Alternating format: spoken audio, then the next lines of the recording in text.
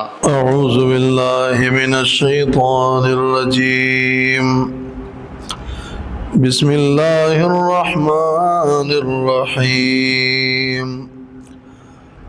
والطور وكتاب مسطور في رق منشور والبيت المعمور والسقف المرفوع والبحر المسجور إن عذاب ربك لواقع ما له من دافع يوم تمور السماء مورا وتسير الجبال سيرا فويل يومئذ للمكذبين الذين هم في خوض يلعبون.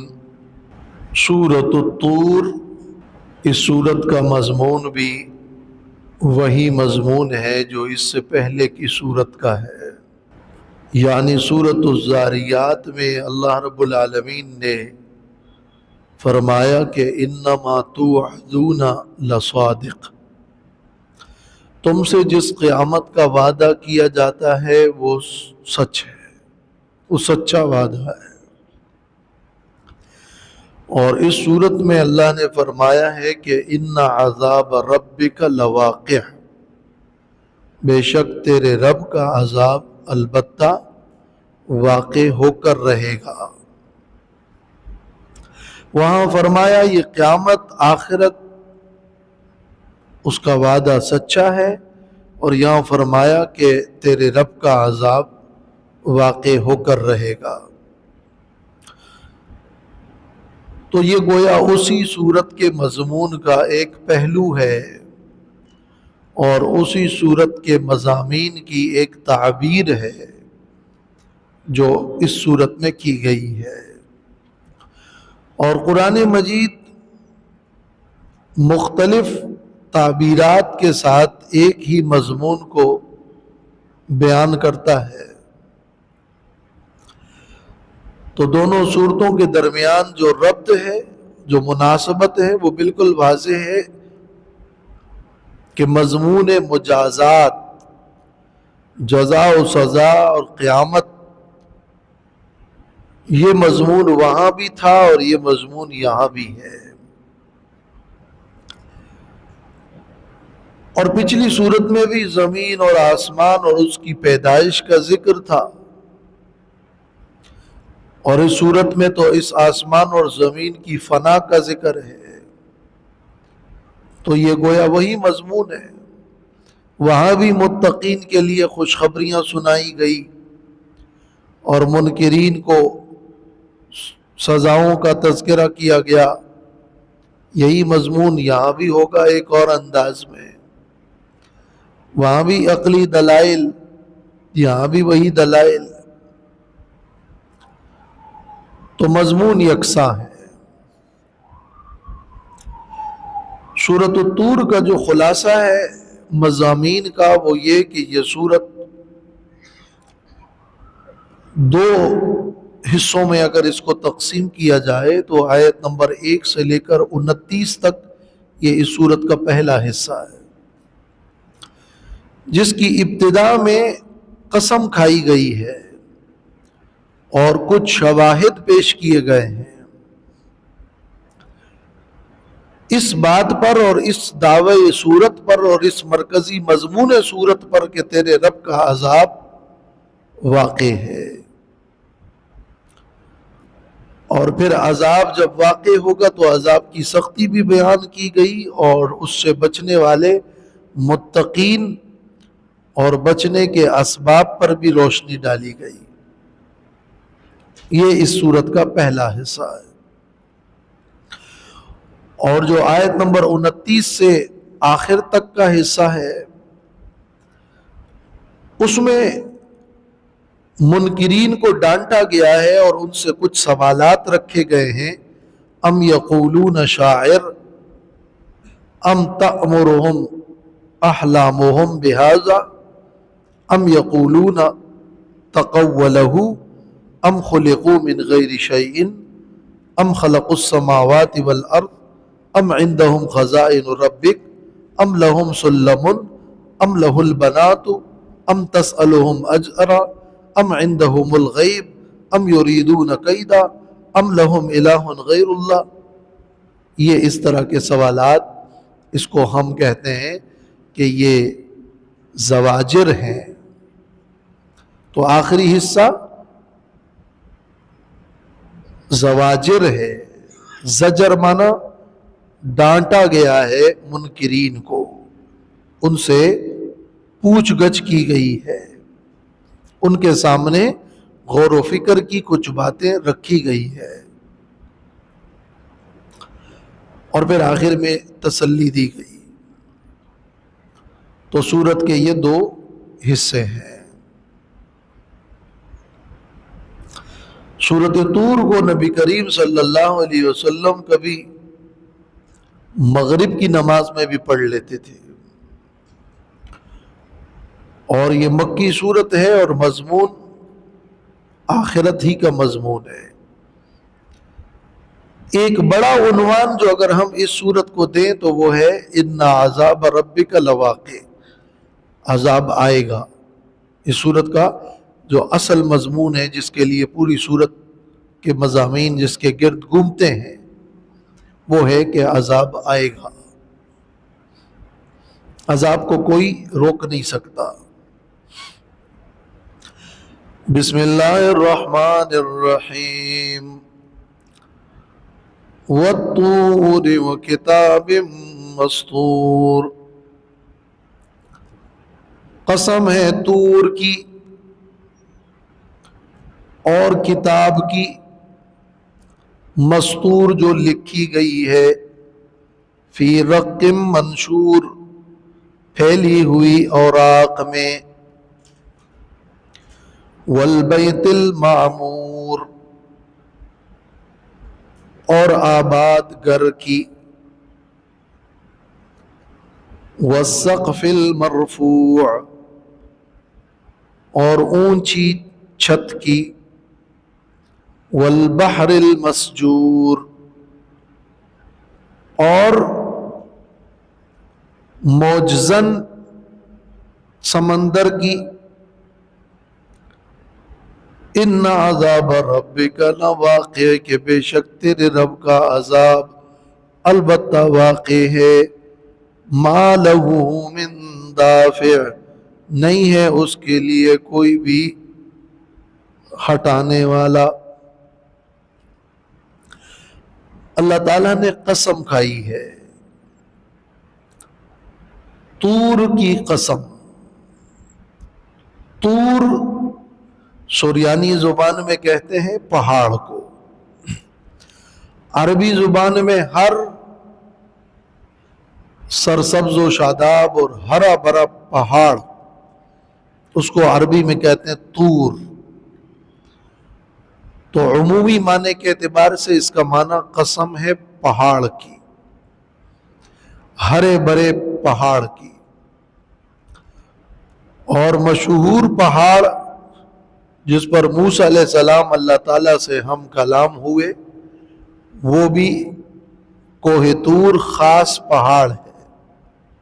تو ایک اس کا عمومی معنی ہے یعنی ہر پہاڑ، اور ایک اس کا خصوصی معنی ہے یعنی کوہ طور. قسم ہے کوہ طور کی. وکتاب مسطور، اور کتاب مسطور. مسطور سطریں، جس کتاب کی سطریں لکھی گئی ہو. یہ لکھی ہوئی کتاب، یہ ایک تو وہ لوح محفوظ ہے جو آسمانوں سے اوپر قلم کو اللہ نے حکم دیا، اور لوح محفوظ میں جو لکھا ہوا ہے وہ بھی کتاب ہے. کتاب مکنون اور کتاب مسطور، اللہ کی لکھی ہوئی کتاب لوح محفوظ.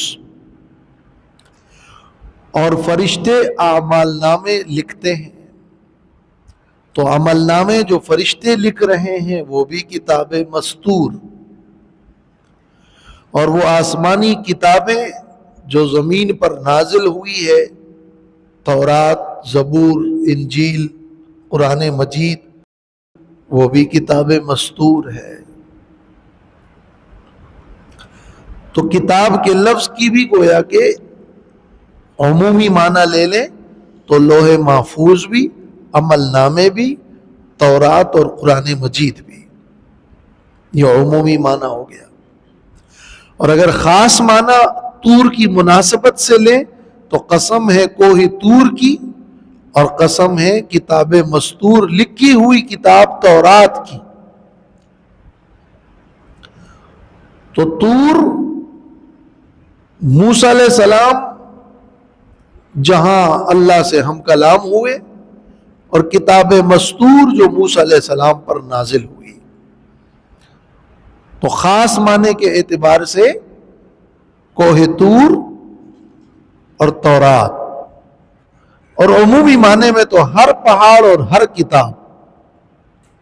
تو ایک معنی عمومی ہے، ایک معنی خصوصی ہے۔ وہ کتاب جو لکھی گئی ہے فی رق منشور، پھیلی ہوئی اوراق میں۔ رق، اوراق، یہ لفظ رقت رقیق سے ہے، جو کہتے ہیں باریک اور نرم کو۔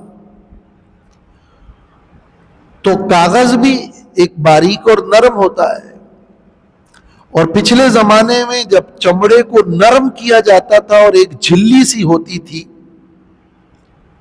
اس کو رق کہتے تھے۔ تو وہ کتاب جو لکھی ہوئی ہے پھیلی ہوئی اوراق میں،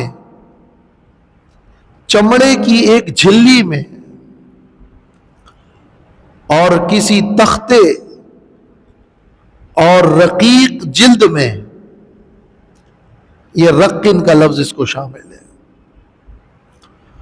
تو پچھلی آسمانی کتابیں، کتب مقدسہ اور خاص کر تورات، وہ ان اوراق میں، ان چمڑوں کی جھلیوں میں لکھی ہوئی محفوظ نقل در نقل چلی آ رہی ہے۔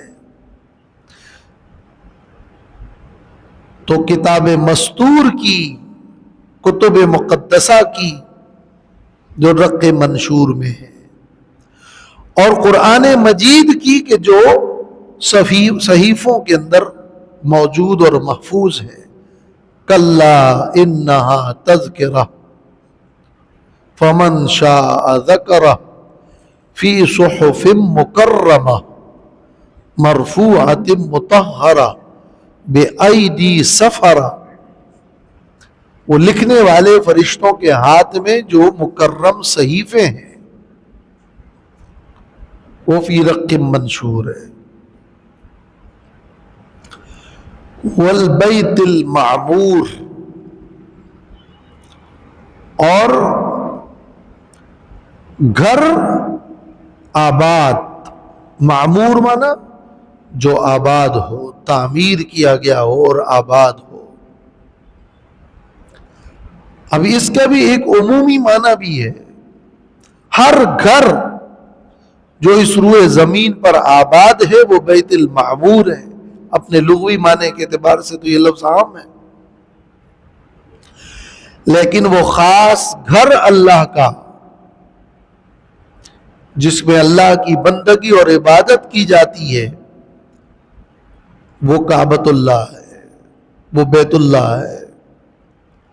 اور یہ تو زمین پر ہے، اوپر آسمانوں میں 7ویں آسمان پر، جہاں ابراہیم علیہ السلام کو پیغمبر پاک صلی اللہ علیہ وسلم نے دیکھا کہ انہوں نے ٹیک لگایا ہوا تھا، وہاں پر بھی اللہ کی بندگی اور عبادت کا ایک گھر ہے جس کو بیت المعمور کہا جاتا ہے، جو اللہ کی بندگی اور عبادت اور طواف سے آباد ہے،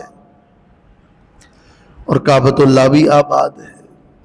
حج سے اور عمرے سے اور طواف سے اور اطاعت و فرما برداری سے آباد ہے۔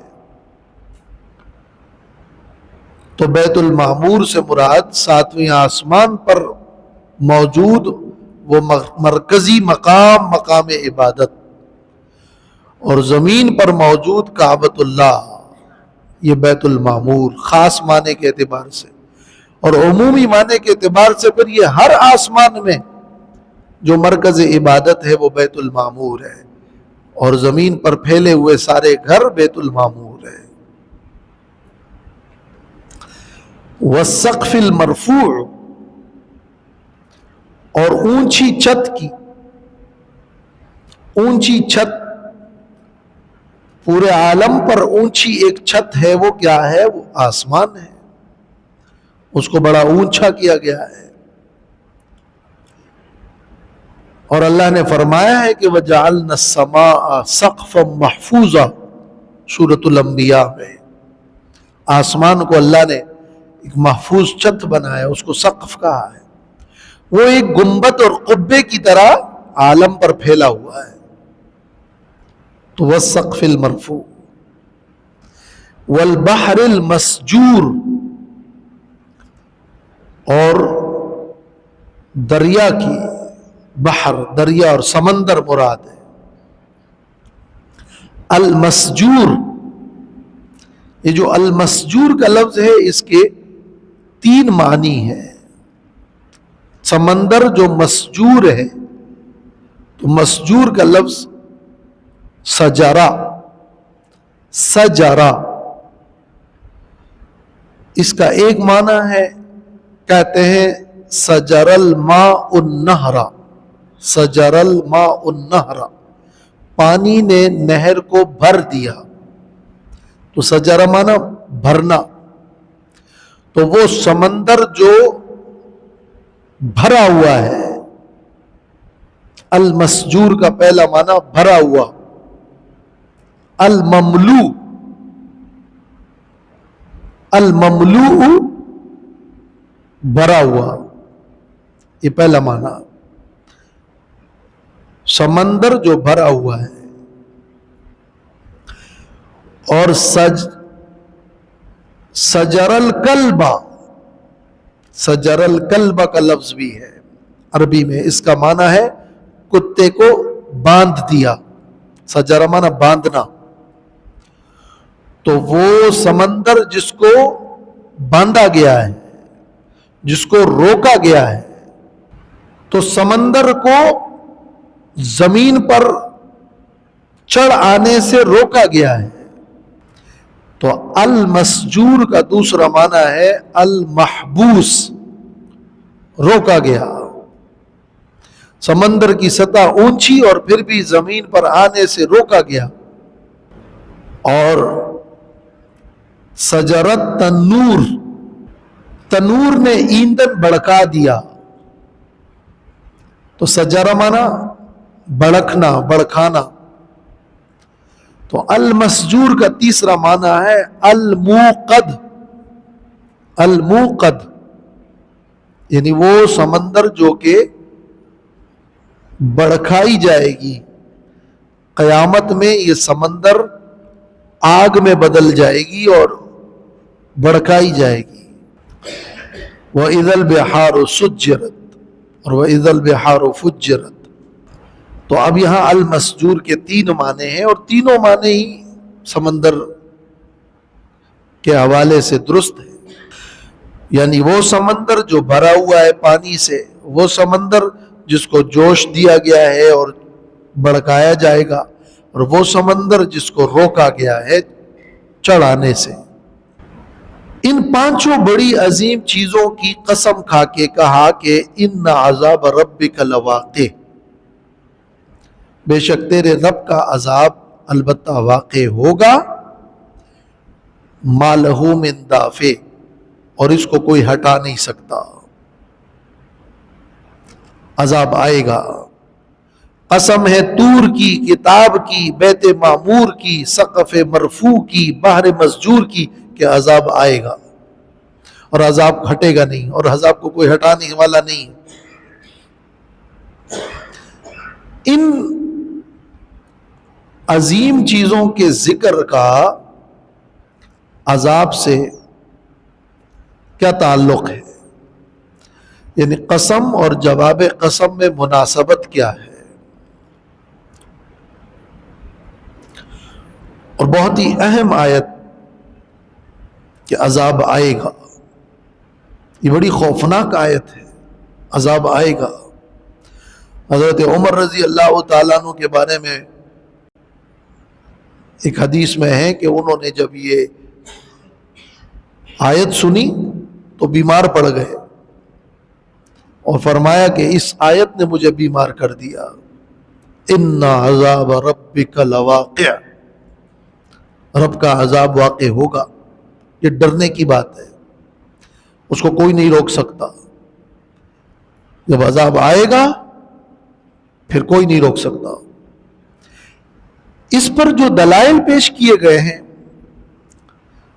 تو دلیل کیا ہوتی ہے؟ دلیل تو یا یہ کہ نقل در نقل کوئی بات چلی آ رہی ہو کہ سب یہی کہہ رہے ہیں۔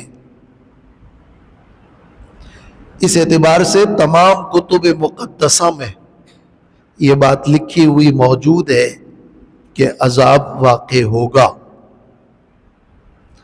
تو یہ کتاب مستور یہ گویا شاہد نقلی ہے۔ وہ طور کا واقعہ یاد ہے نا کہ جب 70 لوگوں کے اوپر کوہ طور کو اٹھا دیا گیا تھا، وہ عذاب والے واقعات یاد ہیں۔ وہ موسیٰ علیہ السلام کی قوم پر جو عذاب آئے وہ یاد ہے۔ بنی اسرائیل سے جو خلافت چھین لی گئی وہ عذاب یاد ہے۔ کتاب مستور اور کتابوں کے اندر پچھلی اقوام کے عذابوں کا جو تذکرہ ہے وہ یاد ہے، اور کتب مقدسہ میں عذابوں کے یہ تذکرے جو تم سنتے چلے آ رہے ہو، یہ اس پر دلیل ہے کہ ان عذاب ربک لواقع۔ اس کو کہتے ہیں دلیل نقلی، نقل در نقل یہ بات چلی آئی ہے، کوئی یہ نئی بات نہیں ہے جو کی جا رہی ہے، مدلل ہے، یہ متواتر منقول ہے، مسلسل واقعات ہے جو کتابوں کے ذریعے سے ہم تک پہنچے ہیں۔ یہ لوح محفوظ میں لکھے ہوئے بھی ہیں، یہ عمل ناموں کے مطابق بھی ہے، اور یہ کتابوں میں درج بھی ہے کہ عذاب واقع ہوگا۔ یہ ہو گئی دلیل نقلی اس عذاب کے لیے مناسبت۔ اور دوسری دلیل وہ ہوگی وحی الہی کی دلیل، دلیل وحی۔ تو کتابوں کی وحی میں اور اس بیت المعمور جہاں پر فرشتے عبادت کرتے ہیں، وہاں اوپر آسمانوں میں عالم بالا سے یہ حکم نازل شدہ ہے کہ ان عذاب ربک لواقع۔ اور یہ جو عذاب کچھ رکا ہوا ہے، یہ وہاں فرشتے تمہاری مغفرت کی دعائیں کرتے ہیں۔ یہ کعبۃ اللہ اس روح زمین پر قائم دائم ہے، جس کی وجہ سے یہ عذاب کچھ رکا اور کچھ تاخیر اور کچھ مہلت ہو رہی ہے، ورنہ اللہ کی بندگی اور عبادت پر سجے یہ مقامات، یہ اس پر دلیل ہے کہ تیرے رب کا عذاب آئے گا، تبھی تو سب اللہ کی بندگی اور عبادت میں لگے ہوئے ہیں۔ اور بطور خاص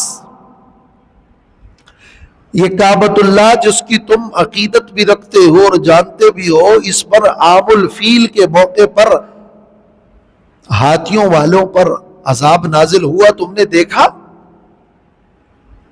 یہ کعبۃ اللہ دلیل ہے کہ ان عذاب ربک لواقع۔ وہ کوہ طور دلیل ہے کہ ان عذاب ربک لواقع۔ یہ مسلسل بیان جو چلا آ رہا ہے یہ دلیل ہے کہ ان عذاب ربک لواقع۔ یہ عذاب رب سے اس کی مناسبت ہے۔ اور عقلی دلائل، یہ تو نقل در نقل جو چلا آ رہا تھا یہ وہ بات تھی، یہ جو وحی میں کہا جا رہا ہے یہ تو وہ بات تھی، یہ جو تم نے کعبۃ اللہ پہ دیکھا اور اس سے پہلے کوئی طور میں دیکھا گیا یہ تو وہ بات تھی، لیکن کیا تم آسمان کو نہیں دیکھتے؟ کیا تم ان موجوں والی دریا کو نہیں دیکھتے؟ یہ دریا اور یہ آسمان دیکھ کر بھی تمہیں اللہ کی قدرت کا پتہ ہونا چاہیے کہ ہم کتنے بے بس ہیں، اور کسی بھی وقت آسمان گر جائے اور سمندر آ جائے تو ان عذاب ربک لواقع۔ یہ تو عقلی بات ہے اور کوئی عجیب نہیں ہے۔ آسمان سے عذاب کا اترنا، کئی اقوام پر عذاب آ چکا ہے، اوپر سے پتھر برس چکے ہیں، طوفان نوح نے لوگوں کو ڈبو دیا، سمندر میں فرعون غرق ہوا۔ تو یہ سمندر اور اس کے اندر غرقابی کے واقعات، اور یہ آسمان اور اس سے پتھر کے برسنے اور عذاب کے نزول کے واقعات، اور اس زمین اور آسمان اور پہاڑوں اور سمندروں کی یہ وسعت اللہ کی قدرت اور طاقت کی زبردست شہادت ہے، اس کے بعد بھی تم کیا عذاب میں شک کرتے ہو؟ ان عذاب ربک لواقع ما لہ من دافع۔ اللہ نے فیصلہ اگر کر دیا تو عذاب آئے گا، اور اللہ نے فیصلہ کر دیا ہے کہ قیامت قائم ہوگی اور اس میں سزا اور عذاب بھی ہوگا۔ وہ وقت آ جائے گا تو پھر کوئی اس عذاب کو روک نہیں سکتا۔ اس دن پھر کیا ہوگا؟ اس دن یوم تمور السماء مورا وتصیر الجبال سیرا، جس دن کے آسمان گھومے گا، تمور مارا یمور مانا گھومنا اور چکر کاٹنا اور لرز اٹھنا، اور مورن اس کے اندر مزید تاکید ہے، جب آسمان شدید لرز اٹھے گا، یہ آسمان یوں گھومے گا یعنی لرز اٹھے گا اور اس میں شدید اضطراب آئے گا، اور ایسا اضطراب اور ایسا شدید کہ وہ اپنے مدار سے ہٹ جائے گا اور پورا عالم بالا وہ بگڑ جائے گا اور شدید لرزہ طاری ہوگا، یعنی آخر کار پھر یہ آسمان پھٹ جائے گا اور پھٹ کر فنا ہو جائے گا۔ جس دن یہ ہوگا وَتَصِيرُ الْجِبَالُ سَيْرًا، اور جس دن کے پھر پہاڑ چلیں گے خوب چل کر، ریزہ ریزہ ہوں گے۔ آسمان اور پہاڑوں کے یہ حالات جو قرآن مجید نے جا بجا مختلف الفاظ میں بیان فرمائے ہیں، فَوَيْلُ يَوْمَئِذٍ لِّلْمُكَذِّبِينَ، تو تباہی ہوگی اس دن جھٹلانے والوں کے لیے۔ وہ جو جھٹلانے والے تھے، جو آخرت کو جھٹلاتے تھے، جو قرآن کو جھٹلاتے تھے، جو پیغمبر پاک کو جھٹلاتے تھے صلی اللہ علیہ وسلم، ان کے لیے بڑی تباہی اور برائی ہے۔ عذاب آئے گا۔ دیکھیں قرآن مجید اس انداز میں اپنا کلام بیان کرتا ہے کہ یہ قسمیہ شہادتیں، منقولی واقعات، عقلی مشاہدے، وحی کا نزول، یہ سب اس پر دلیل ہے اللہ کی قدرت اور طاقت کہ عذاب آئے گا، آسمان لرز اٹھے گا، یہ بڑے بڑے پہاڑ ریزہ ریزہ ہو جائیں گے۔ وہ جھٹلانے والے پھر بڑے خسارے میں ہوں گے، الذین هم فی خوض یلعبون، وہ جو اپنے شغل میں کھیل رہے ہیں۔ خوض، خاض یخوض، خوضن کا معنی ہوتا ہے کوئی شخص پانی کے اندر ڈوب جائے اور پانی میں ڈوب کر اس کو ہاتھ پاؤں مارتا ہے، پتہ نہیں چلتا ہے کہ ہاتھ کہاں پاؤں کہاں، غافل ہوتا ہے۔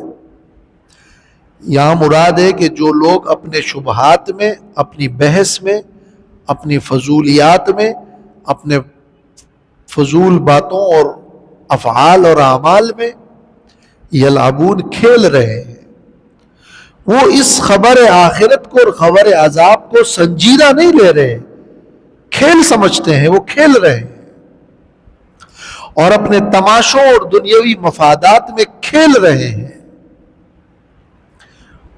اور جھٹلا رہے ہیں ان خبروں کو، اس حقیقت دنیا کو اور حقیقت آخرت کو جھٹلا رہے ہیں۔ یہ لوگ ہوں گے بڑی تباہی میں۔ وآخر دعوانا الحمدللہ رب العالمین والصلاة والسلام علی خیر خلق محمد وعلی آلہ وصحبہ اجمعین۔ ربنا تقبل منا انک انت السمیع العلیم وتب علینا انک انت التواب الرحیم وصلی اللہ تعالی علی خیر